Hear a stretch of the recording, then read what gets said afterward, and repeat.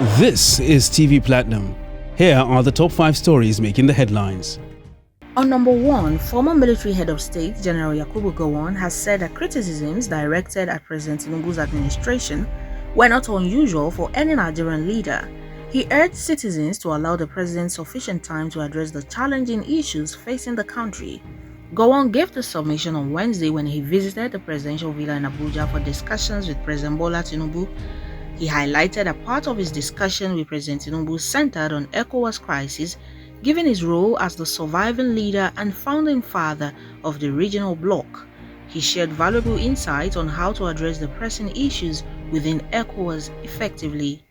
On number 2, the House of Representatives has called on the National Identity Management Commission (NIMC) to collaborate with the Federal Ministry of Health, partner agencies, hospitals, and other relevant entities to ensure the enrollment, registration, and generation of national identification numbers (NIN) for all Nigerian citizens and residents immediately upon birth.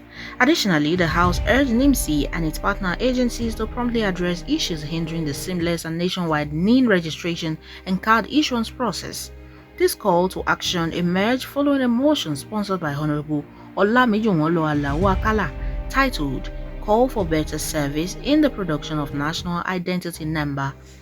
On number 3, in a unified stance, Nigerian senators have expressed strong opposition on Wednesday to the proposed increase in electricity tariff, deeming the move retrogressive and ill-timed. The lawmakers also mandated the Senate Committee on Power to investigate the alleged over 2 trillion subsidy requirement disclosed by the Minister of Power, Adebayo Adelabu.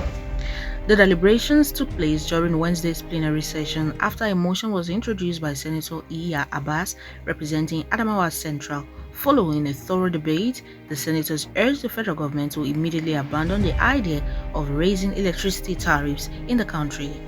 On number 4, Taraba indigenes, particularly the Kuteb community, have risen in protest against the proposed rotation of the Ukwe Takum traditional stool. The resistance stems from a government initiative aimed at introducing a rotational succession plan for the Ukwe Takum stool involving multiple ethnic tribes within the Takum local government area. The Kuteb community, the traditional occupiers of the Ukwe Takum stool, during a protest in Abuja expressed strong opposition to the government's plan, viewing it as an encroachment on their cultural identity and a deviation from historical norms. And lastly, the House of Representatives Committee on Petroleum Resources Downstream has issued a summon to Mr. Hope Stockman, the Managing Director of NNPC Retail Limited, to appear before the committee within 7 days. The summons comes with a warning that failure to comply will result in the issuance of a warrant for Mr. Stockman's arrest. Chairman of the Committee on Petroleum Resources Downstream, Honorable Ikenga Oguchinyere, announced the summon order, emphasizing the urgency for Mr. Stockman to brief the committee's leadership and provide updates on the acquisition of OVH by NNPC Retail Limited. The controversy surrounding this acquisition has prompted the committee's intervention, spurred by a petition from concerned section of the public. Those are the top stories. Do subscribe and follow us across all our platforms to get more of this update.